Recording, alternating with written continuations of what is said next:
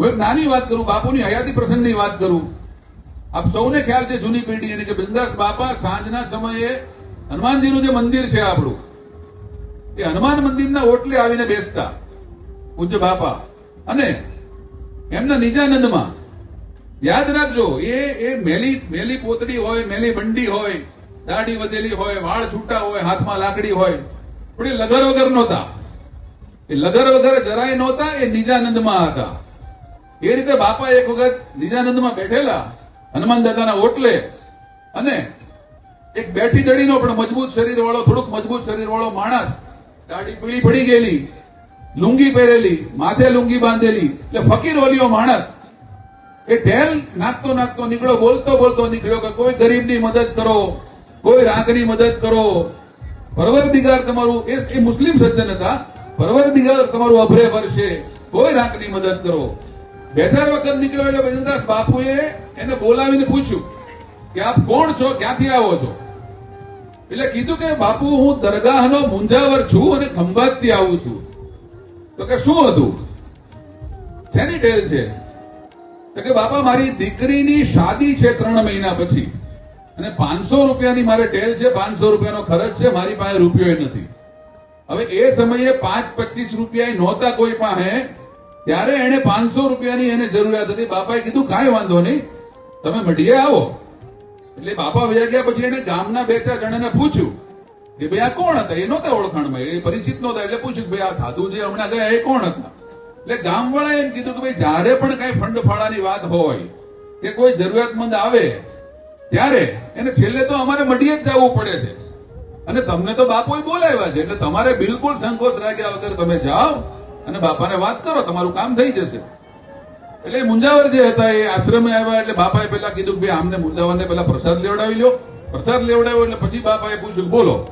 તો કે બાબા 500 રૂપિયાની જરૂર આ રીતે દીકરીની શાદી છે. તો કે કાંઈ વાંધો નહીં. ત્યારે ઈચ્છુ કાકા પંડ્યા, આપણે જે અક્ષયભાઈ જે છે એના ફાધર, ઈચ્છુ દાદા બાપુના અંતેવાસી હતા, એમની સાથે રહેતા. એટલે બાપાએ ઈચ્છુભાઈને કીધું કે ઈચ્છુભાઈ આ મુંજાવરનું નામ, સરનામું અને તારીખ લખી લ્યો, અને લગ્નના 2 દિવસ પહેલા તમે મને યાદ કરાવજો. એટલે ઈચ્છુ કાકાએ તારીખ લખી લીધી, સરનામું લખી લીધું, અને પછી મુંજાવર નીકળી ગયા. અને એ સમય દરમિયાન લગભગ આ 57-58 ની વાત છે, 1957-58 ની. મધ્ય ગુજરાતની અંદર ઇન્ફ્લુએન્ઝા નામનો ખૂબ ભયાનક તાવ ત્યારે લોકોને થતો. હવે કાળનું કરવું, ત્યાં ગયા પછી એ મુંજાવરના જે દીકરી હતા જેની શાદી કરવાની, જેના લગ્ન કરવાના હતા, એ ખૂબ બીમાર પડ્યા. એટલે અસાધ્ય બીમારી જેને કહેવાય, સાવ શરીર ક્ષીણ થઈ ગયું, વજન 25-30 કિલો ઘટી ગયું, અને એમ કહેવાય કે છેલ્લા શ્વાસો દીકરીના ચાલતા હોય ને, આ બની ગયેલી ઘટના છે. છેલ્લા શ્વાસો દીકરીના ચાલતા હતા, ઉભો શ્વાસ થઈ ગયો, એમ કહેવાય, આપણે સાયન્ટિફિક ભાષામાં કહીએ કે ઉભો શ્વાસ થઈ ગયા પછી માણસ બહુ લાંબુ ખેંચે નહીં. અન્ન જળનો પણ દીકરીએ ત્યાગ કરેલો. અને લગ્નની તારીખ નજીક આવી એટલે ઈચ્છુ કાકા યાદ કરાવ્યું બાપાને કે બાપા પેલું તમે વાત કરી હતી મુંજાવરના લગ્નની તારીખ તમને યાદ દેવડાવવાની. તો કે સારું વાલા, કાલ રજા મૂકી દેજે, આપણે ખંભાત જવાનું છે. એટલે ઈચ્છુ કાકાએ રજા મૂકી દીધી, અને બાપા ઈચ્છુ કાકાને લઈ અને ખંભાત જવા નીકળ્યા. કે જે મુંજાવરે લખાવેલા સરનામે બાપા પહોંચ્યા તો ત્યાં બધું સુમસામ, શાદી જેવો કોઈ માહોલ નહીં, કારણ કે દીકરી બીમાર હતી અને કોઈ માણસ દેખાય નહીં. એટલે બાપાએ ઈચ્છુ કાકાને કીધું કે તમે જાઓ તપાસ કરો કે આપણે બરાબર ઠેકાણો તો આવ્યા છે ને. એટલે ઈચ્છુ કાકા નામ પૂછતા પૂછતા ઘરની અંદર ગયા.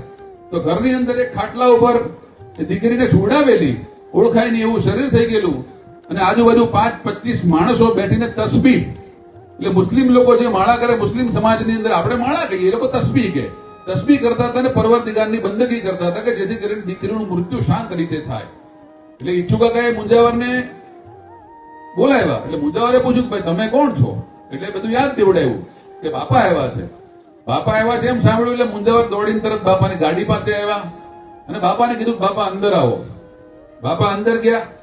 એટલે પૂછ્યું કે શું થયું દીકરીને? તો કે બાપા આ રીતે ઇન્ફ્લુએન્ઝા છે અને છેલ્લા શ્વાસ ચાલે છે, આપ સારું થયું આવી ગયા, હવે એને મોક્ષ પ્રાપ્ત થશે, તમે આવી ગયા, તમારા દર્શન થઈ ગયા. અરે કે શું વાત કરો છો, શાનો મોક્ષ? શીખ્યા, દીકરીને કાંઈ છે જ નહીં, એને પાણી પાવો. કે બાપા પાણી 15 દિવસથી એક ટીપું કાંઈ અને આ શરીરની અંદર અનાજનું નથી ટેક્યું, નતું પાણીનું ટેક્યું. બાપાએ પરાણે 2 ચમચી પાણી પીવડાવ્યું પાણી શરીરની અંદર ટકી ગયું અને દીકરી બધાની સામે ટગર ટગર મળી જોવા એટલે બાપાએ કીધું કે હવે આને દવાખાને લઈ જાઓ અને કાંઈ છે જ નહીં આ દીકરીને. અને એ દીકરી સાજી થઈ ગઈ. મહિનો 2 મહિના રહી મુંજાવર અને એમની દીકરી બંને પ્રત્યક્ષ ભજનદાસ બાપુના શરણે આવ્યા અને એરું પડે એમ પગમાં પડી ગયા. આ ભજનદાસ બાપુ છે સાહેબ મારી ને તમારી માટે. અને દીકરી કોઈ પણ સમાજની હોય, ભજનદાસ બાપુ એને દીકરી જ ગણી છે. આ એનો દાખલો, જીવતો જાગતો દાખલો છે. ક્યારેય કોઈ ભેદભાવ કર્યો નથી. અને બીજી વાત મારે એ કરવાની કે તલ ભાર પણ ભજનદાસ બાપુમાં શ્રદ્ધા હોય, વિશ્વાસ હોય, ભરોસો હોય તો એ સમરે હાજર છે. ક્યાં ખંભાત, ક્યાં બંગાણા, નહોતું મોબાઈલ, નહોતા ફોન, કોઈ જાતની ટેલિપથીની કોઈ વ્યવસ્થા નહીં દિલીપ. અને એ ટાઈમે ભજનદાસ બાપુની એની દીકરીની પીડા ભાંગવા માટે ત્યાં પહોંચ્યા હતા અને શાદીનો તમામ ખર્ચ ભજનદાસ બાપુ આપ્યો હતો. આ ભજનદાસ બાપુ છે.